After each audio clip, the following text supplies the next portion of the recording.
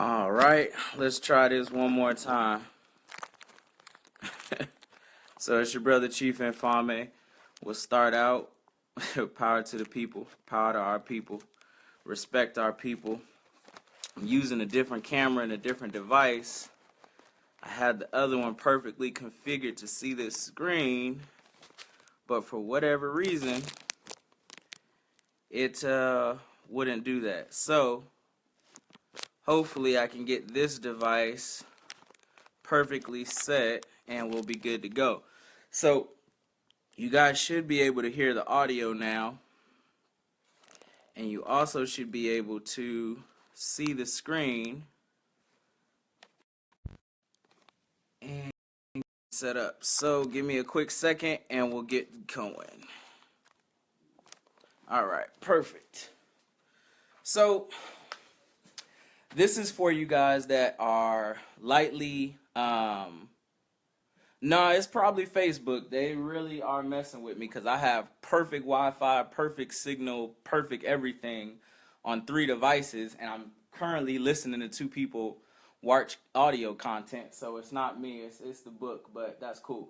So I want you guys to totally see what Eco Village encompasses, what an Eco Village has, and this is going to be about a 30-45 minute presentation for you guys. And this is really to counteract all the people that I have been coming encountered with that have plans or designs or lightly don't understand that I have literally designed the entire village, literally have the whole outline, literally have the moral, the eco structures, the physical builds. And I also wanted to make this video for you guys that don't really see or know what an eco village really is. And also I wanted to show you guys that this isn't a new concept. There are plenty of eco villages around the world or self-sustaining villages around the world. The difference is they just don't have them in black communities or for black people. So with doing this, it gives you an opportunity and a chance to kind of lightly see exactly what we're talking about, exactly what is happening, and you guys can kind of see what the platform is for a village or a design from a village, and you guys can see what somebody has done, what somebody's already built, and what somebody already has going. So give me one quick second and I will open this for you guys, and you guys can see exactly what we're talking about. Now, when you guys are actually talking about a village or a design or any type of concept or anything like that, you guys have to lightly be understanding that whatever movement, whatever programs, whatever you guys are doing towards outlines, whatever you're doing towards building, development, once you guys get the blueprint or the dream state done, which is, you know, your dream state might be what you guys literally want to see, but it might not necessarily be the outline design or the end design of what you guys are actually trying to accomplish. And when you see these things, you pretty much have an idea that you're either looking at something, developing something, or building something. And that's kind of the dream phase of it. So what I would like to do for the people is stop everybody from doing drugs. Well, that's the concept in the dream phase. Now, how are you going to do it? Even the how you're going to do it is still lightly a part of the dream phase, because once you get to the how you're going to do it part, you have to go and actually get to planning something. You might want to build a building, you might want to have an office program, or even if we go with something as simple as Habitat for Humanity.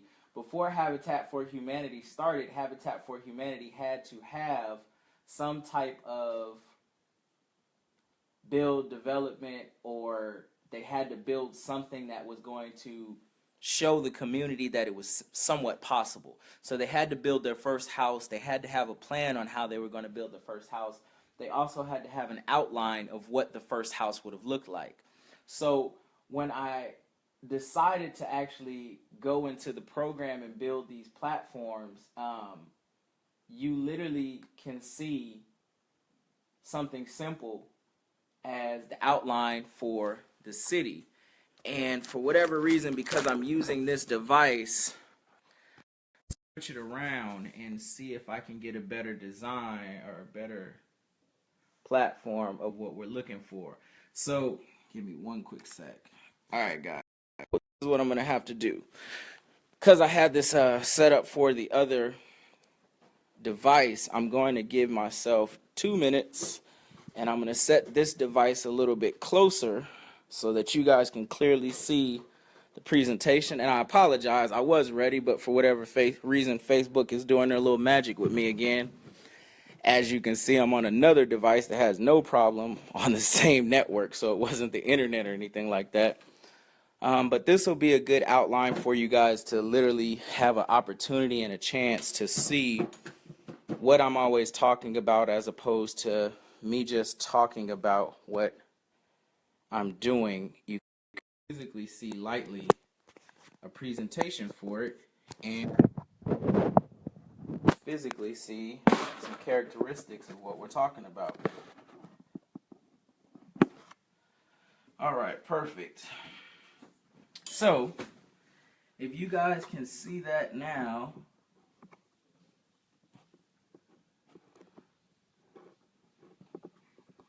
all right, give me 1 second, and we should be clear to go. And you guys can literally see some of the outlines. So let's go.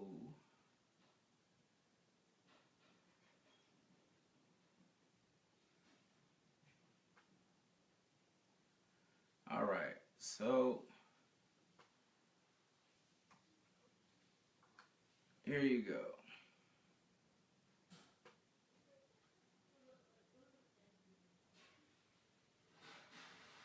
When you guys are looking at this now, this is the general outline or design for the satellite cities that we're trying to accomplish. And when you guys see what we're trying to accomplish, you can literally get the general understanding of what some of the more basic ideas and understanding of what a solar city should actually look like.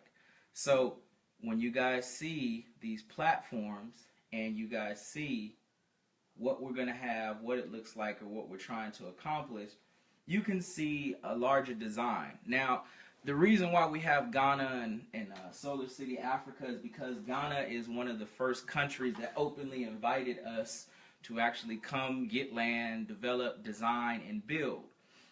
Ghana is also one of the few places that you can openly go as an African American and just apply for citizenship as a DOS, a descendant of a slave. And because of that, you can pretty much don't have to prove any type of bloodline or history or anything like that. Now, this plan is from 2010, and I finished it like in 2014.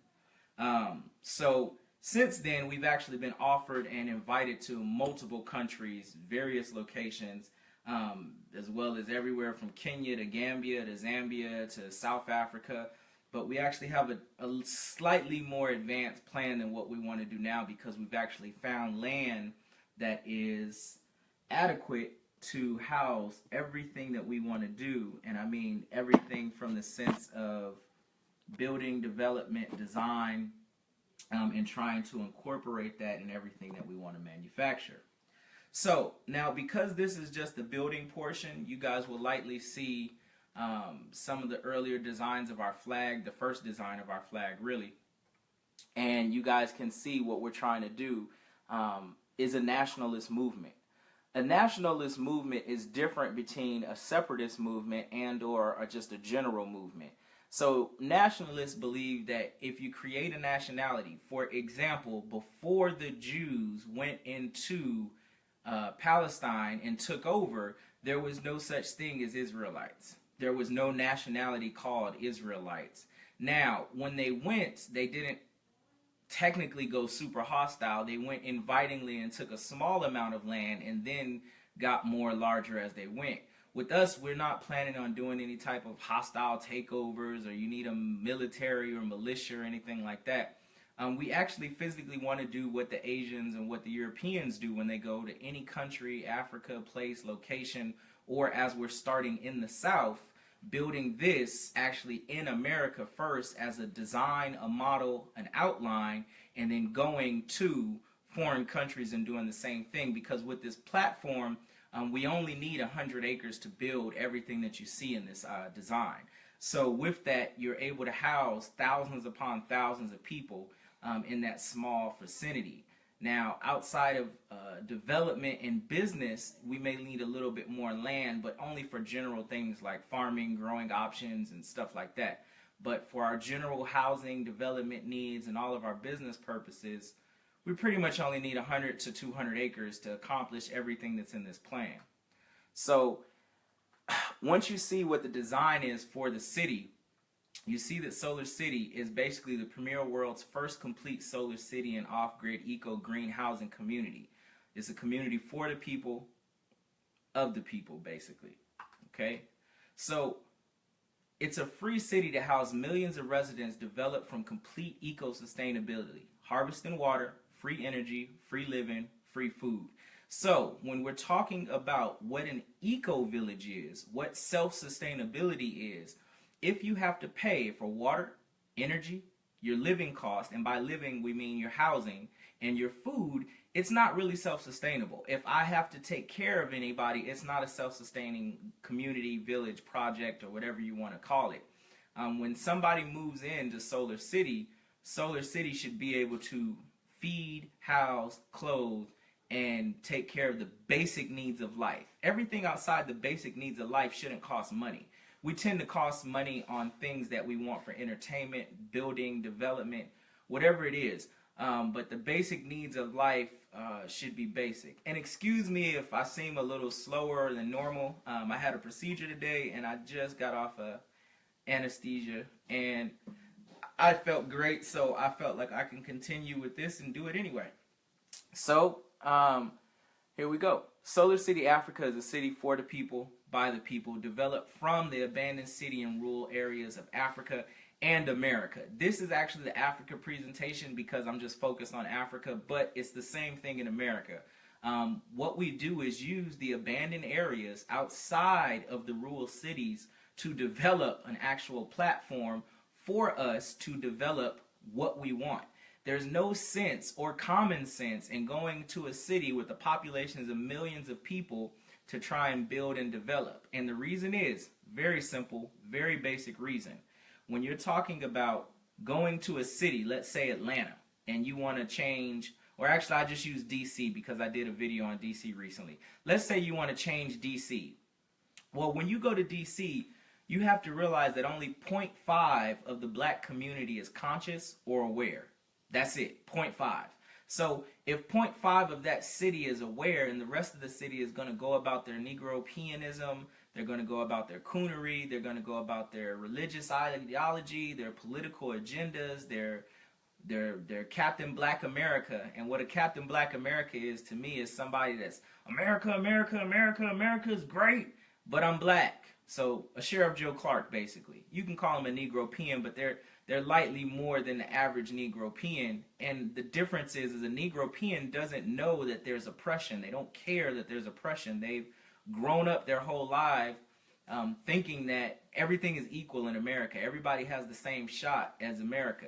Even though we have one black president, that should be enough for everybody, even though that they've had 42 white presidents before us, or after us, or currently. So these are the things that we try to lightly make people see but not understand. We're not going to argue with people to get this basic understanding. It's kind of common sense. And I use the mafia a lot because the mafia actually did this. So it's not even a new concept of how you create a new city. The mafia first tried to take over New York. Then they tried to take over Jersey. And they got so far as putting a man as mayor of Jersey that was on their payroll, and then he got arrested. And that was the closest they ever got. But they couldn't control the other seats. They couldn't control the other voting boards. They couldn't control the whole entire group. They could only control so much of the city. And that's why you have places like Atlantic City and stuff like that.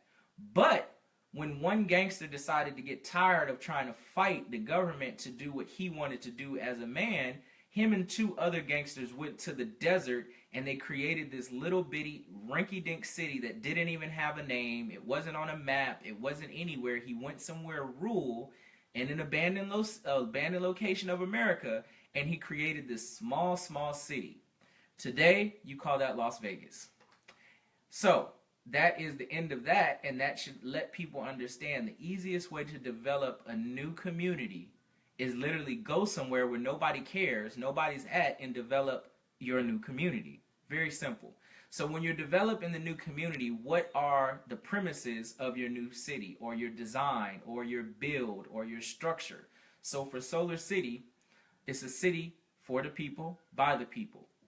Each development in Solar City includes 5 basic concepts, which are build, live, develop, grown, community. Now, Solar City, the 5 basic concepts, the idea of the city where the city itself is the business and the concept that generates the low cost of living, food, income, community. The 5 basic concepts are actual agreements for staying, living, and being citizens. The 5 basics are also tools used to lower the cost, help with labor, and to develop the community's growth. Now, so you guys can start seeing this, and I'm going to start going through these a little bit faster so it doesn't take up too much time.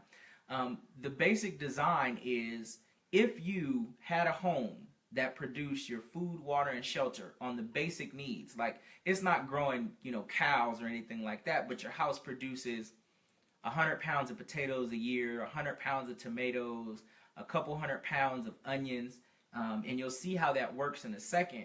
And then it produced all the water that you need for bathing, showering, collecting anything, using anything, as well as it provided all that without a heating or electric bill. You're 100% self-sustaining. Your cost of living in the city is 1,000 times lower than living in LA or even any low-cost income rural area because you really don't have a cost of housing.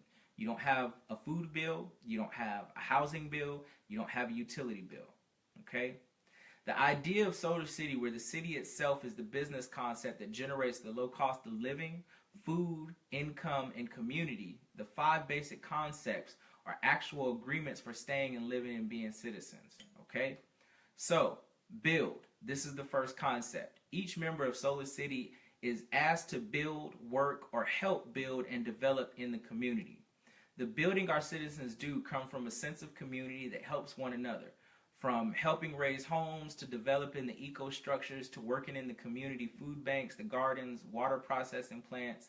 The deeper part of build is working for your city as a volunteer when converting simple work tasks that would normally cost the city money and expenses become side tasks and benefits that the city as a whole community, it develops a sense of responsibility, pride, and ownership for your home and your community. What does that mean?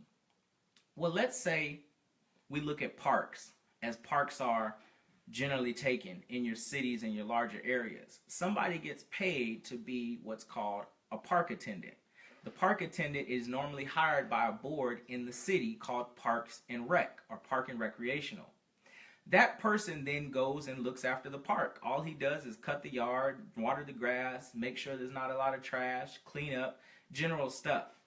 That's really a city-based job. Now imagine with what the community is developing, the smaller task in the community, rather than one guy getting paid $10 to go sweat, labor, and do this, 5 or 6 people in the community that don't have any housing bills, electricity, cost, or anything rotate the responsibilities for doing something like that, like the parks and recs, or the general cleaning, or the general availability. Those people, as a whole, rather than one guy doing 40 hours a week, one person every other couple of days can donate 5 to 6 hours a day on a day that they're not doing anything and literally take over that task. And then when you start to automate things, when you're talking about having, building, developing businesses, well, those concepts lightly start to change because your cost of living is non-existent. So with everybody doing a sense of community work, you literally always have a sense of community, because you have to now be conscious of your community. You can't just throw trash down, because one day is going to be your day to pick that trash up. You can't just go around vandalizing a community, because one day is going to be your day to check on the vandalism in the community. You're going to have more sense of community because you're taking care of the community. So that's what it means by volunteer community work. The task that a city would normally have to tax, pay, and hire somebody to manage the community itself in smaller numbers. So if it's a community of 100, we're not going to have you go into 5 different communities. You're only going to help within your basic general community, your little section, basically. But because it's your section, you'll understand why. So now we have the building task, home building. The homes in Solar City are all earthen-built homes that use traditional methods, building materials that regrow or can be harvested, otherwise known as eco-structures. From the normal homes are built from stone and wood. The majority of Solar City, Where the normal homes are built from stone and wood, the majority of Solar City homes are built from hemp brick, cob, hay bale, sandbags, and other traditional or non-traditional building methods. So, the first one is hemp brick. A lot of you guys that have become interested in the medical marijuana or the hemp revolution understand what a hemp brick is. A hemp brick is basically high compressed, fast producing hemp stock, which is the stock that goes out of hemp. And then you make it into a brick called either a hemp brick or hempcrete. And this is what it starts to look like. Now, I literally did this so that you guys could basically see designs of what people are already using across the world to build these general housing developments, building opportunities, because we tend to have an understanding of things, but without a good visual, we then lose sight of what is possible. And I don't want that to happen with us. I want us to literally understand everything from the same way that they understand it. So, basically, this is just like masonry. It's a regular brick, it lays down, and then you build it. And this is what one of the homes looks like. Now, let me give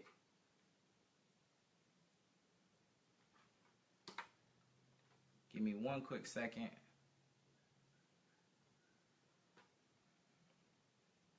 Now, once we get to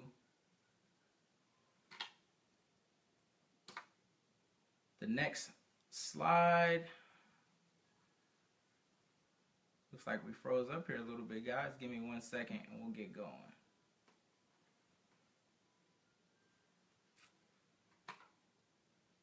Okay, perfect.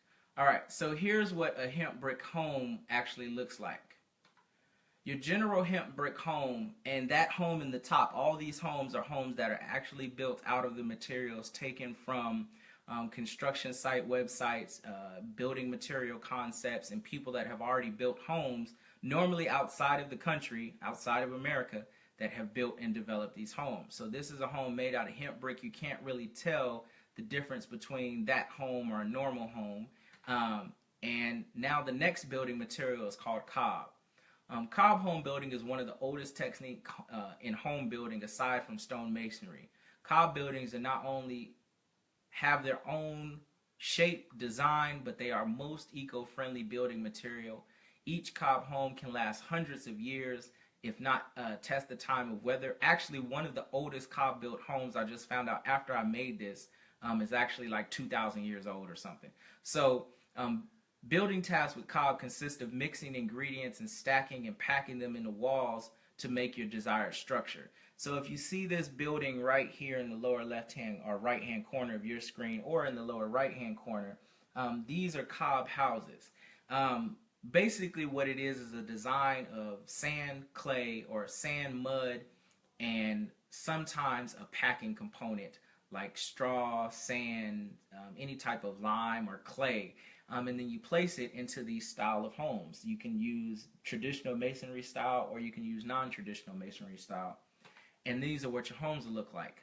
This home right here is the world's largest clay cob house. It was actually featured on I want to say Believe It or Not, or some kind of building show, and that's where I saw this. It's actually the size of a castle. So it lets you see what the size is. That secondary house, this house right here, is the size of 5 basic houses. The general structure came out to something like 8,000 square feet, and it's a complete cob build. Now, the reason why cob has its own structure is because you literally use it like clay, and you build your house and form your house with your own hands. You don't have a general design that you follow, you just kind of use it and build it. So that's what a cob house would look like. It's one of the oldest methods. Now, this is actually one of my favorite methods, and this is the fastest method to actually build a house. They don't tell you this, but it is. This is called hay baling. Hay bale homes have unique and inexpensive building processes that consist of structures just framed and the walls built of hay, bales, and natural plaster coating. Although hay bale homes have unique eco properties, designs are very basic and can never be differentiated from other homes of normal methods. Building tasks with hay bales are extremely easy. They consist of stacking the hay bales along a frame, working and molding plaster on the outer walls. That's it. Now, the reason why this concept is a little bit revolutionary is these are hay bale homes, okay? I could literally sit here for 45 minutes and do this whole presentation on nothing but hay bale and tell you why hay bale is pretty much banned in America, but it's stupid because it's the best way to build a home. So if we start from right to left and we go from this home to this home in Africa to that home right there, right? And we go to that home, and then we go to that home and that home. The bottom homes are your traditional American style house, a square box with a pyramid top like that on it, right? Now you can't tell the difference of a finished one and a non-finished one, but when you look at the one that's non-finished, the one right here, you can tell what they did. So if you don't know what hay bales are, hay bale is grass. It's the most used, thrown away, wasted resource on the planet. The only thing that we waste more than grass is water. But when you put it into a hay bale, compress it with a little bit of twine and string, and then you place it into this tight, compacted form, it becomes a 4-foot or 2-foot or 3-foot by 2-foot brick. Big, huge, thick hay bales. If you've never been to the country, I know it's a concept you don't understand, but if you've ever been to a country and actually went to like a party or anything around hay bales and sat on it, you know that hay is very dense, it's very strong, very compact, and it's very tough. You can literally jump from hay from one story to another story and survive a fall if you land on some hay because it's soft enough to cushion your blow, but it's strong enough to catch you and not compress under your weight. Now, imagine if you just went and bought 5 fields at $1,000 a field, and each field produced 10 hay bricks every 4 to 5 months, right? Well, now you have 50 bricks, and how many hay bricks does it use to start a house? So let's count this little box right here. 1, 2, 3, 4, 5, 6, 7. 7 high for one wall, and then let's say even if it was 7, 14, 21 long to make a basic size room. That means you need 7 times 21 times 4. So 2, 4, 6, 8. You need right around 80 hay bales to build a house the size of a studio apartment.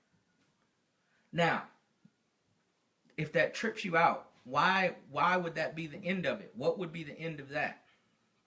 Well, when we went from here and we went to hay bale, we just showed you what cob building is. So basically you take the hay, you make a cob component, which is literally dirt from the ground with straw in it, more hay, and you put it over the hay. And what happens is it dries and it looks like this. So now that you see it drying and it looking like that, that house is built out of grass and cob, which is really mud. It's just a way to make mud turn into stone. So now that you have these ways to make mud turn into stone, and you have these designs for hay and you have these outlines where you can put aesthetics around it and make it look like a luxury building, or you can add wood, or you can add adobe features to make it look Mexican, or you can add a country feature to make it look like a normal house. Why are there so many homeless people in the country that has the highest grass plains, the largest amount of grass wasted in the world? Why are there so many homeless people? Well, because you can't tax grass. You can't tax the development and building of grass. And that literally shows you why you're oppressed right there. You literally can't tax grass. I couldn't tax you for the shovel and the hard work it would take to dig up the mud and make the cob. And if you learn these building skills that your forefathers used to know, well, I can't make you impoverished anymore, because guess what? Anytime you get $1,000 to $2,000 and anybody goes to Craigslist or whatever and searches up land for cheap, they could get land for $5, $4, $3, $2,000 and go build a studio-sized apartment house or condo or luxury loft or whatever, and they could build 4 walls. And then the only thing that they would have to pay for is a roof, and roofs are a couple $1,000s. And they would have a home for the rest of their lives that they owned. So that's what we do there. Now, this is also one of my favorite methods. This is sandbag homes. Sandbag homes follow the same structure of hay bale, as they stacked in lightweight bearing frames. And that's basically just, you could put up 5 or 10 bamboo poles to just give you an idea of what the framework should be, timed together, and lay down the sandbags. And when you get done, this is what a sandbag house looks like. This is a sandbag house in South Africa. I want to say it's the one that 50 Cent built, but I'm not sure. But I'm pretty sure that that's 50 Cent's house. This is also a sandbag home that had a light bit of strain framework, and then you use the sandbags kind of like you would use just bricks or any type of mortar or clay or anything like that. You build, develop, and design your homes around this concept. So when you start building with it, it's very simple. Anybody can learn how to do it. And then the funny thing is, most buildings like this require some type of structure and mortar. With these buildings, all you do is lay them down and then put in a very basic amount of barbed wire in between the building of the house. So hold on, guys, I gotta put this device on a charger before we die. All right, we're good to go. You guys can still see everything. All right, perfect. Sorry about that. So you literally can go build, develop, design, get everything done. And sandbags is just literally, you can import sand from any location, buy sand, move to a sandy area, or get trucks and trucks and trucks of sand delivered to you for a couple $100s. And for a couple $100, you can build a home this size right there, and you don't have any worries about being homeless, not finding shelter. And the cost of building a sandbag home is like $1 a bag or something. So if it took on average 1,700 bags to build one house, one small 2-bedroom little unit, you could build a decent sized house like this size house right here for $20,000, $30,000, and you would have a mansion sized house. The difference is this person obviously had to go and build that house themselves without the labor cost. Now, if you factor in labor, then you factor in your labor cost. But the whole point of Solar City is for you all to start becoming involved in the building task, gaining these skills, and learning these skills generationally, so you have these things in your future to give to your children. And this is what creates you generational wealth. So let's move along. Now, the building task and the 5 basic concepts, the building task, home building. Traditional methods. Traditional methods of building, even though we don't like to utilize them for developing vertical buildings, but that stand more than 2 stories, we must utilize metals, woods, and larger building methods. But by converting these buildings into self-sustaining energy and water collecting sources for waste management buildings, we're able to develop a world-changing community. So when you're looking at, am I going to ever use a traditional building method? Of course, because you can only use these methods I previously mentioned to build up to 4 to 6 stories high. And then once you get around 4 or 6 stories, you're starting to get like your structural capabilities and stuff like that start to change. So you do have to start utilizing metals, woods, and larger buildings. But the reason why we can afford to use the metals, woods, and other options is because we didn't spend any large sums of money to build our whole city, our house, our land, anything. We used smaller amounts of money and larger actual building platforms to develop what we live in, what we design as a concept. So when you look at these revolutionary style cities, or you look at these huge vertical infrastructures and stuff like that, this process of building is called arcology. It's where you take a large mass of people, like this building right there, and you build vertical. And this is why you only need 150 to 100 acres, is because the larger, more vertical eco buildings are going to take up the majority of the land mass. But the arcology style buildings, like these mega buildings that might house, this building right here could house 200 to 300 to 400, 500 to 600 to 700 people. And now you can go build this magnificent $1 million complex, because now we have a community of builders that want to labor, that want to work, that want to build a sense of community. But we need this building as a hospital, or we need that building as a university, or we need that building to be built because it's the college for our next future generation. Well, those things can happen because you literally built a development and a community and a structure. Now, when you're talking about the eco home system, the development of rapid track homes and skyscrapers have turned the current housing industry simply into that, just an industry. There has been no development to energy reproduction, self-waste management, and or proper disposal and usage of water and waste, even something as simple as composting and converting waste into a usable compost, which creates natural gas, burnable fuels, fertilizer, which can grow crops, vegetation. Not to mention, it is more eco-friendly than wasting fossil fuel to dispose of such waste irresponsibly.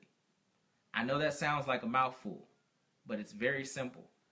When you go to the bathroom, your waste actually produces a natural gas that you could use for burning fuel, the same way that they use manures and the fuels off of fossil fuels. It can be processed and harvested. For instance, if you put it in a can, the top of the can is going to naturally fill up with its own methanes and own gases that you can then use. We tend not to even use it at all because it's a stigma. I'm not going to use my waste for anything. Well, your waste, everything down from your urine to your fecal matter or material. Take a prison, for example. They actually don't take all that waste in the prison and throw it away. They actually take it out to a field, use it to fertilize fields, and they grow flowers from Walmart. Or they grow vegetation and things from waste at Walmart. So they use this same structure as an eco community where they take everything that they can make a profit from and convert it into something. Why would that be important? Well, let's say that this eco community wasn't in a high vegetation area in the south, and we literally just packed up the human manure and sent it to a desert location in the Sahara or in the West or in anywhere. Well, now they could have thousands upon thousands upon thousands upon thousands of pounds of manure that they normally wouldn't have had, and used it for the development of refertilizing desert land. You literally could grow desert barren land with just the waste that we produce in one city, and all you have to do is truck it, cart it off. Now, if they paid for the trucking and the carting, you literally can have programs growing food, vegetations, greenery, all kinds of different options, methane fuels, gases, and byproducts just from waste. And that's something that we don't utilize, or the disposal of properly is not used because we've used old methods for so long. Like, if the sewage and pipe system works, why try to fix it? Because it's not efficient. It's not really the best method of disposing of the waste. The waste should be used like prisons do. And that's the only one of the few things that a prison does that I agree with. They actually utilize things like that and make money off of it. Why wouldn't people do the same thing? Now, Your city makes money off of it. They charge you to pick it up. They charge you to take it. They charge you to put it somewhere. They charge you to dispose of it. And they make money off of the fact that you don't know that you should be making money off of it. And that's when you start seeing things like compost and general waste development and natural gas and burnable fuels and things like fertilizer. So that's just something to think about. So the eco home system is a single family home design that allows the house owner residence and complete free home costs. Aside from gas and maintenance fees, which we already talked about, you could actually produce your own gas after you've been in the house for a year or two. Each home developed in Solar City is built on community 5 basic concepts. Building the eco self-sustaining home for all residents is concept 1. So, this is the single most important thing you guys will understand about why I want to build an eco community. I know you can't see everything that's on here, or you can't really see a lot of the details, but I'm going to try and get as close as I can to this so you guys can see what is really happening and why this is important. Okay? So, this is what the structure of your house would look like in Solar City. It would be a house built with the most scientific methods that we know to man. It would use infrastructure. It would use heating structure. The first half of your house would be a literal botanical garden or a solar complex. The back of your house normally should be some type of high earthen compressed dome or structure. Why? It's a process called thermal mass. If you close your house into the earth, it's never going to get above or below a certain temperature, kind of like a cave. But around that, you've built a luxury house. Now, the thing that's more important is the flow and structure of the house. Let's start from here. This is your rainwater tank. So just like how if you build a house here with us, just like how the homeowners association says you have to have a white fence or you have to have this amount of yard, it's the same thing we're going to do. You have to have this to move in here. You can't just come build whatever house you want. You have to build the house that we've designed to be the best, most ecological, sufficient house that you can have for your own benefit so you can stop wasting money. So this is how it goes, just a light breakdown. It rains, the water tank gets filled up. Maybe you pay for water the first time or we well water into it. In the area that we're currently in, there's a high amount of well water. So well water and rainwater is highly collectible. That water then flushes down to a system that filters it. That filter system brings the water into another filtration system that brings it into the house. The house then utilizes the water from everything from the toilet, sink, kitchen, blah, blah, blah. Now, this tube down here is the wasted material. When that wasted material starts to come out the house, it then goes into your in-house garden, your vegetation or your greenhouse.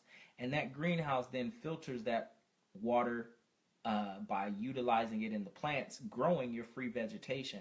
And that can be everything from an apple tree, a pear tree, fig trees, to kale, to potatoes, to general, onions, just everything that you're generally using that you shouldn't have to buy. Like your basic, if you had to live in the house, you would never starve. You would have a bland diet, but you would never starve. And that's the point. It's not to be super luxurious like you could grow mangoes and stuff like that, but you're only going to have enough room in the house to grow certain things. Now, this is your waste filtration system. It goes out to what's called a non-edible plant. Now, these non-edible plants could actually be reusable plants that you use for any type of business. For instance, hemp, bamboo, general stock canes, anything like that, that you can literally harvest from the production of your manure and then make a profit off of this. So not only does your house grow food, which you could sell, you can grow food and sell it. You can then use the vegetation to grow more vegetation to build more houses. And that's just a complete ecosystem for a house. So when you guys see these ecosystems, it becomes really important when you're talking to these people that have these so-called plans to actually know that they've thought, well, even if I was just never able to leave the house, how could I make money? Okay, well, I could sell the hempcrete material. I could sell the bamboo material. I could grow stock cane, things like that. I could grow certain products that need to be used in the community. I could grow base vegetation. I could grow nothing but potatoes and onions and trade with people that grow other products or services. Or if there are 10 elderly women that have one of these houses and they don't mind, we can use their garden section as a community project while we're looking in on them to say one of them grows sweet potatoes, one of them grows corn, one of them grows this. Well, when you start having 10, 20, 30, 40 elderly houses like that, you start having 10, 20, 30, 40 acres of crop that you can produce. And it didn't take anything but communally checking in on the elderly, taking care of them, and utilizing their free space until they're done with it for the community. And that's simple, basic, everything that you need to do. So, the eco-home system, the system is simple. Solar power, wind electricity generation, water generating and purification, waste disposal and management, food and vegetation. So, when I say eco-home system or an eco-village, every building in the village has to have solar power, wind electric generation, water generation and purification, waste disposal and management, food and vegetation. Even the larger big structures that we're talking about will gather water, gather solar energy, gather these things and grow them on certain levels. So if we had a 20-story building, only 10 of those stories would probably be used for housing. Another 10 of those buildings would be used for some type of management, waste disposal, water disposal, or collection, because then those buildings become a living part of the city. All right, this concept is as simple as it is to breathe once designed and developed into the entire community center, businesses, homes, and recreational centers.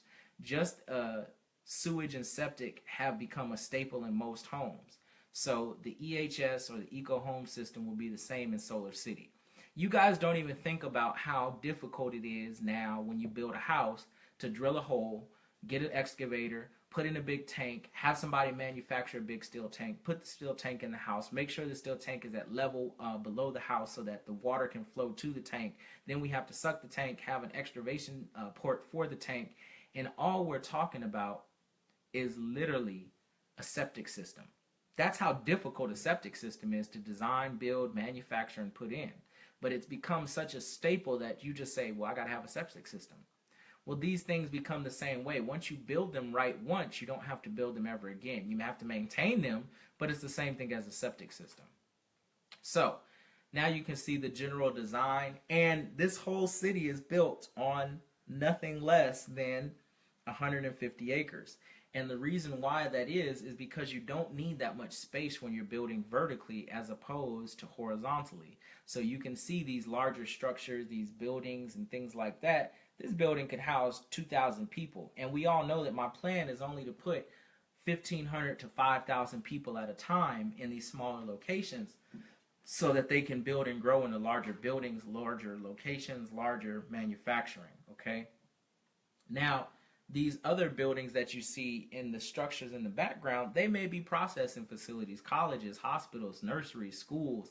All that you need in one building could be this one building right here, this one building right there. Let's say it was a hospital. You shouldn't have to separate the children's, the adult, the cancer. All that can be in one location. You just have to go higher up. And that takes up whatever the actual space is that it's on. So that building can only take up 6 acres horizontally, but vertically, that building, and we now know that buildings can go a mile high in the sky. So if this building went 400 stories and it was only 6 acres wide and we designed it properly, well, 100 stories, and let's say that every story had 10 to 20 units on it, we're talking about 100 stories with 10 to 20 units on it. Now you can see the size of one building in only 6 small square acres. So it's very basic for you guys to see. So food production. This is one of the most important things that people need to understand. It's not when you're talking about building a nation or a city. It's not the jobs. It's not where they're going to work, because you can always drive and get a job. You can always create businesses. You can work from home. It's where you're going to get the food. That's the hardest thing for a self-sustaining community. And as you see, one of the basic concepts is building basic food needs in the house. Food production used to be a staple in development in the world. Building a home was even sometimes secondary to the settlers in the West, as they would search and become nomadic to find suitable land to grow food and crops for themselves and others. Being that hunger has been a real life problem for everyone in the United States of America, the normal solution for this was welfare and state assistance for food products. Okay? Where in every major city in the world, there are two things that no one hardly ever utilizes: land and water. Be it through the lack of knowledge or frame of mind, to this day, people starve for months, don't eat for close to weeks, living on water and charity. We have developed the proper eco solution, a city that not only is a living, thriving, major metropolitan city, but a city that is a living, food-producing ecosystem. No grass for decoration, no vegetation, and a community garden in every neighborhood, all capable of feeding a specific number of people in the community, maintained by what we would call the HOA parks and recreation employees in the community. So, this is what I like to call the store farm. Store farms are a cornerstone of free food production in the community. It's a concept of store, farm, and community garden all in one. So if you see this smaller picture right here, I'll try and zoom in for you guys. This one's the only one that really gets the concept built. This is basically a store, a farm, a garden, right alongside of a community right here. So you can see that the community, the center, everything that we have is basically built on one location, and you have everything there. Well, the same way that we utilize park and recreation or anything like that, you'll be able to see the store farms are a cornerstone of free food production in the community. It's a concept of store, farm, and community garden all in one. The store farm corner store allows the city to offer the community fresh food, participation in the community garden, and free farm style markets. Each store farm operates much like a farm, offering certain fruits, vegetables, and fresh greens, operating in the AM for harvesting and in the even 12 to 5 for the store hours. So imagine this. You come down to your local greens or whatever we're going to call it, and the store farm. The store farm would allow for higher effective waste management, as well as offer each citizen reassurance that they'll never go hungry and always have a healthy meal for free. So let's say you wanted to eat something today. You're not going to come there and get McDonald's, but as you see with the growing stations and the greeneries, you could go there and pick up rice, potatoes, carrots, anything green that you would get in Walmart, or anything green that you would get in Whole Foods or vegetation, and you just walk in and show your resident card, and you'd be like, hey, I live here. And boom, you can literally just take whatever you need or whatever you're allowed for the week in the free section for free. So anything over that you'd have to pay for, but anything under that is just your basic allowance for the week. And it's kind of a concept of what welfare should be. Like when you go to shop at the store, you use your card, you buy your whatever you want to buy and leave. But we can utilize this building method because we reutilize everything in the community, from the waste to the development to the management of how we make these things available. So as you can see, you would have 1 or 2 volunteers that oversee everything, and then everything else can be pretty much automated. So once you build it once, it grows for itself. So if we have automated growing kale, automated growing spinach, automated growing potatoes, tomatoes, vegetables, and the light bits of amounts of work that we need to do are from volunteers that live in this section of the community, well, boom, you don't have to actually have any type of backups or mandatories. If your food storage fails at the house, or you have a bad crop this year at the house, you can come down to the store farm, pick up whatever you need, and go. So nobody's ever going to be hungry, nobody's ever going to be destitute, nobody's ever going to need anything. So store farms offer stable city jobs that provide employment that fulfill key roles in the community's development and growth. The ability to dispose of the waste in a method that composts and turns each into free fuel to convert desertification into fruitful land, and soil that produces ample food for vegetation. The typical store business converted from harvest and ships vegetables, fruits to a new concept of letting customers pick their fresh fruits produced at no additional cost to the purchase of their normal items. With this concept, not only does eating healthy become simple and easy, but it becomes a citywide self-sustaining community and a help program, not for profit, not for the needy, but for everyone, just for sustainability. The average single person spends $150 to $350 on food a month, and the average three-person family spends $450 to $800 a month. This frees up thousands of dollars annually per person in the community just with this one concept. So with that one concept, a family of four would no longer have to pay for food ever. Anything that they would buy, like meats, poultries, and stuff like that, they would have to get, but that's a choice. That's not a necessity. If they wanted to live a vegetative-free diet, they could. Me personally, I like poultry, so I would probably buy chickens and fish. Now, store farms will offer each community of 1,000 or more, capping off at 10,000 per community, 10 to 100 jobs, as well as feeding each person 3 green meals a day. Be it a salad, fruit, or grain, the store farm seeks to build its community stronger by offering these things. By providing warehouse-style employment, store farms become community centers that people can build, grow, and develop from. They also change the way of thinking of people's living and eating habits. Mind you, all this food would be non-GMO. So your cancer decreases, your rates decrease, your health increases, and it's all just from a basic general concept of having a store farm that literally you just walk up and pick whatever you want, put it in the basket just like a farm, and walk off and go home and just show somebody that you live there. That's it. So it's a very basic concept. It's a very revolutionary concept. And it's a concept that I designed before I went into designing the city to try and solve America's hunger issue. And I never understood why we didn't offer city jobs to people just growing food. We can do park and recreations, but we can't do parks and food, or we can't do parks and vegetation. It's stupid. So I changed it, and this is what we came up with. So now the water purification, I'll kind of skip through that because it's not really something that you guys want to spend a lot of time on. But as a citywide design, it's very basic. It's a part of the home system. So when you guys see what I was talking about earlier about the cistern that collects your water and then the section that purifies your water and going, it's very basic. Once you run your house through 3 waters of dirt, water becomes very pure. Once you run it through a charcoal filter or gravel, which is just rocks and some other stuff, it becomes very pure.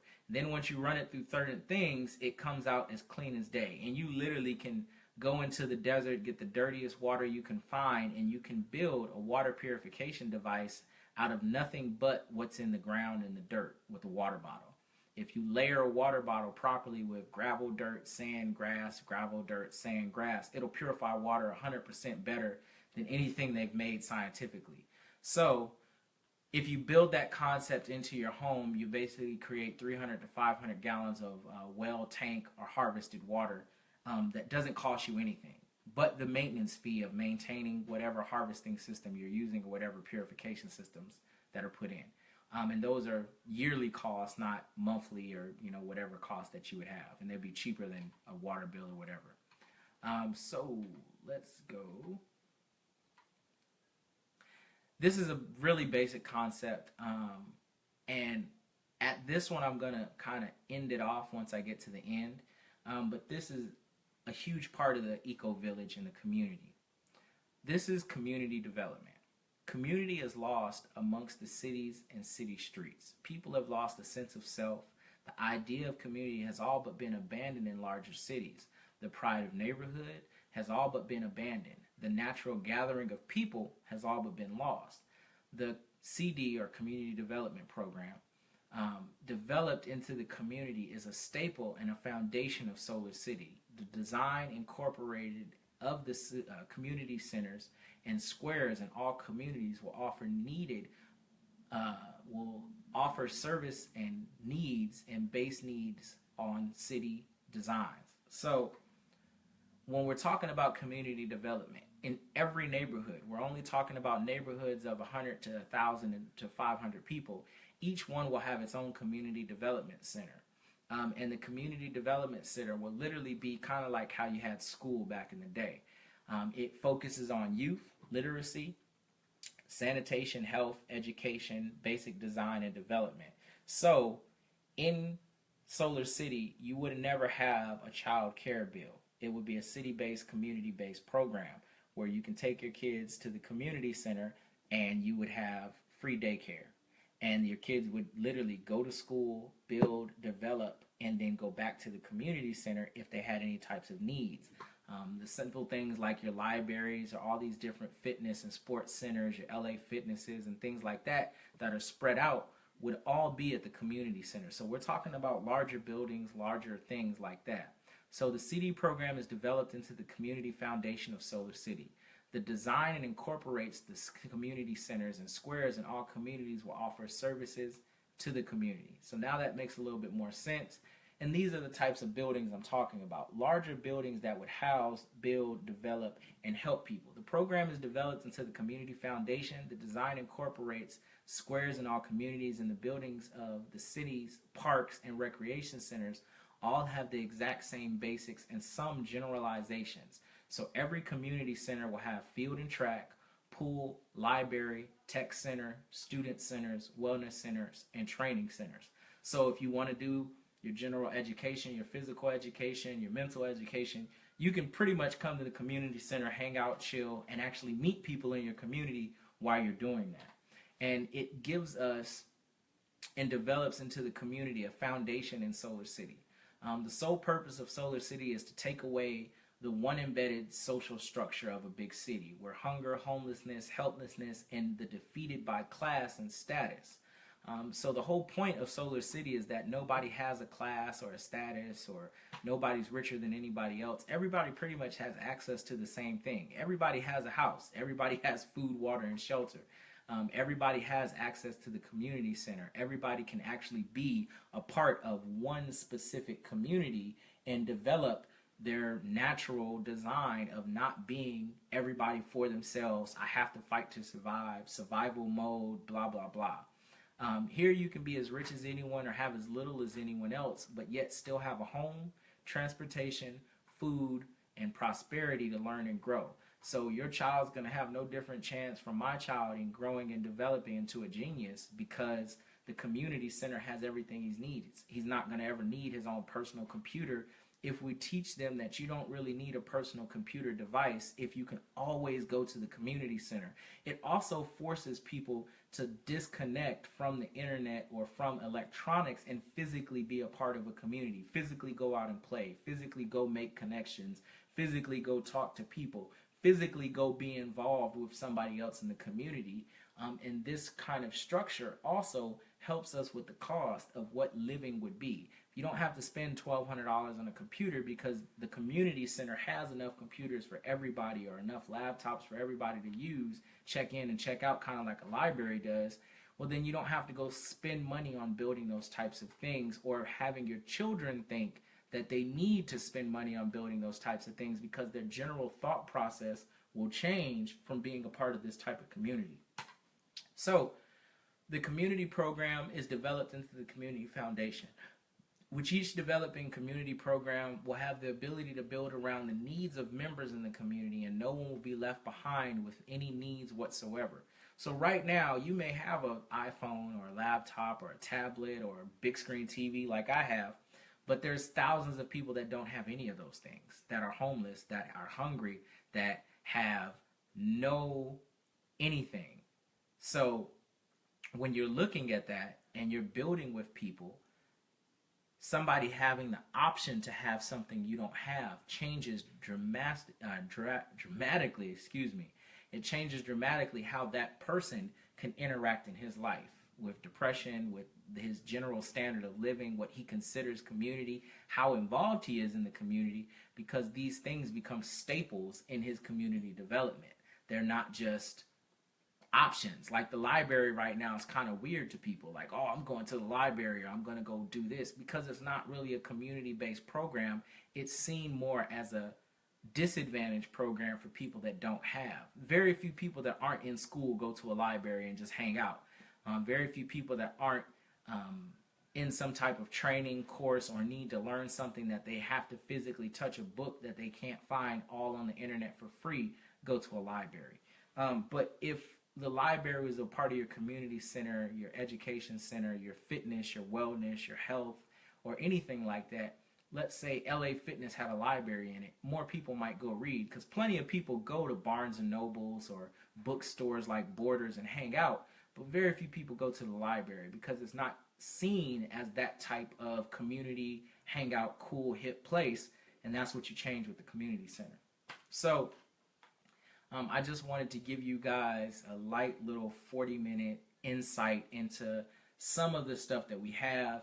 And this is like, I don't even know. This is like page, let's find out.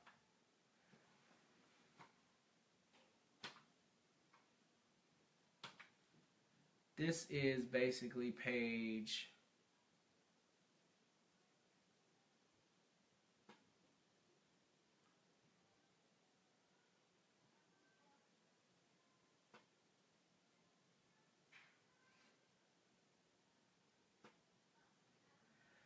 probably like page 20 or 30 out of 98 something pages. Yeah, so this is page 39 of 90 something plus pages. So you guys can see more of what we have, what we build, and what we designed. But I wanted you guys to see an outline of what true development is. And I want you guys, if you like this content, if you understand the method, if you understand what we're trying to do, I want you guys to go to our GoFundMe, which is gofundme.com/BESFund, BESFUND, and go donate. You know, $5, $10, $20, $30, $40, $100, $500, whatever you want to donate, so that we can get closer to our goal of buying the first 150 acres and then starting to develop this plan. Because this is the plan that will save the next generation and every generation to come, because it doesn't only focus on changing the methodology of how people live. It goes through the process once you get further down into even the morality of what we do when somebody needs to be imprisoned or punished, or how we utilize those people in a community structure that gives them a sense of understanding. It gives them a sense of development. It gives them a sense of purpose. It gives them a sense of... So when I'm talking to people, those people are literally getting to who they are, what they are, where they are, how they are in life. And I talk to people about how they're going to fix the community. And I say, well, what's your plan? The reason is because I have such an in-depth plan, such a dynamic plan. I want to know how you're going to solve hunger. I want to know how you're going to solve crime. I want to know how you're going to force people to care about their communities again so they don't throw trash down. I want to know how you're going to force people to interact with each other and be better people. See, all these things are figured out for me. So it's just pointing to a page and say, well, go read about it. Or pointing to a part of the plan and say, I already wrote about that. Or it's, you don't have an answer. Well, I do. And when I look at those things, that's why I sit and I focus on trying to help you guys see what I've already developed, what I've already built, what I've already come to understand. So now that you guys see a little bit of the plan and you see how easy it is to build and develop these communities, when I say you could build a house in 5 or 10 days using hay bales, you'll know what I'm talking about. When I say that you can build a house in a month or two with cob for no money, nothing but a shovel that you bought from Ace Hardware for $10 in your hands, you can see what I'm talking about now, because it's possible. And I want you guys to see some of the general stuff that people are doing in the community.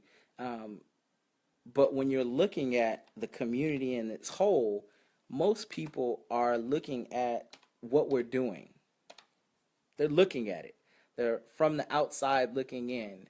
They're not trying to be participants so much so as they're trying to literally look at your program. They're trying to look at what you've built. They're trying to look at how you've done these things. And when you've done them and they're done, they might want to come around. They might want to look at your program. They might want to do something with you. But before that, they don't want to help. They don't want to get involved. They don't want to donate. They don't want to get their hands dirty to go build the Cobb house. They don't want to lay the hay bales, but they do like the mansion once it's done. And everybody likes that 50 Cent style South African mansion. And everybody wants to go live in that mansion.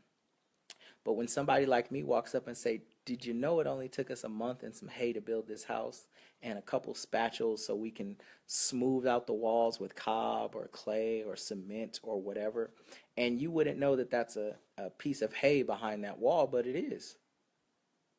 See, those are skills, however, that if I teach my son, my children, your children, the next generation of children, how to build with these methods, they'll never have to worry about if they're going to have a shelter. They're never going to have to worry about if they have a home. The mason is never concerned about if he's going to have a house because he always can go pick up rocks and build a house. And that's kind of important because here's a fact, and I'll end on this. The average 15-year-old white Amish boy has more general skills than the average 40-year-old African-American city male. The average 15-year-old Amish boy has more applicable skills than the average 40-year-old black African-American male. If you took them both and you dropped them in the desert or a forest, the Amish boy might be able to build his own house by now. He might understand how. He might even have built houses. The black man, you might not know. Depends on what kind of job he's had. It depends on what he's done for a living. Now, complete skills, the Amish boy will always win out. He'll know how to raise cattle. He'll know how to hunt, harvest. He'll know how to grow. The black man, he might need to help the Amish boy. And that's something that we really have gotten so far away from. What that's used to be what we were for. We were for community. We gathered and developed these growing skills so that we could save money to get out of our situation. Our great-great-grandparents grew all their food, made all their clothes, developed all their infrastructure so one day they could move out of the South. And that wasn't a bad concept.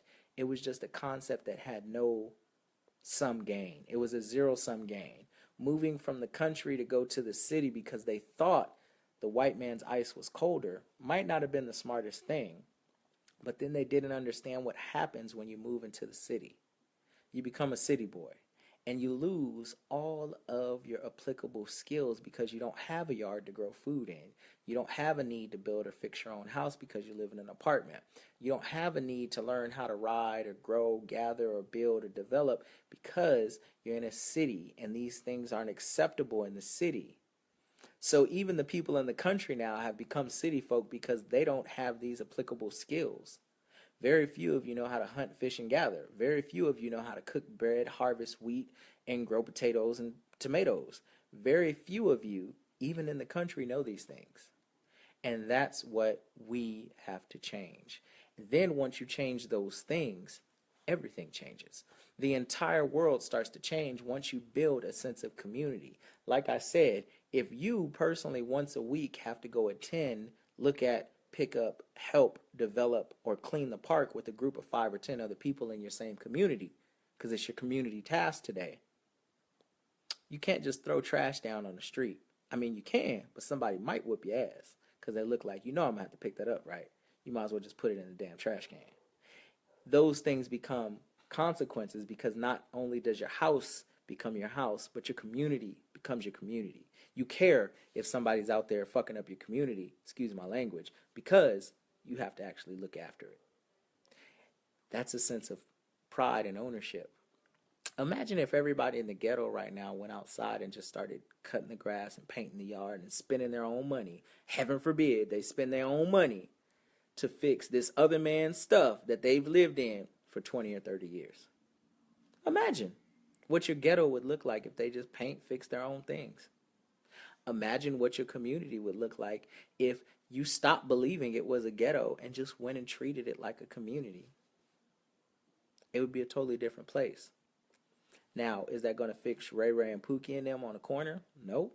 That's another problem for another time, and that's later into the slides. But you can start by when Ray Ray and Pookie were little, he had to learn that this was his community and have pride in it. But you can't do that anymore because you become city folk. So now you have to do what the mafia did and move out to the desert and create your small little nothing city that nobody's ever heard of and let it build and grow and become Las Vegas. And that's what Solar City is. That's what our plan is. So I hope you join us. I hope you come on board. The membership's only $40 a month. You can donate as much as you want. So go to our website if you'd like to check out the plan. It's blackeconomicsystem.com. This plan is not on that website because this is kind of my private plan, but I see so many people that don't understand what I'm talking about. I had to make an introduction video to it. If you like what we're doing, go to our GoFundMe and donate as much as you need, as much as you can. The goal for what we want to start building these first 1,500 homes is right there. And now you can see how I'm going to build them. So it's GoFundMe.com/BESFUND. It's your brother, Chief Infame, creator of the plan, developer of the plan, leader of the nation. Respect, power to our people, power to the people, and respect our people.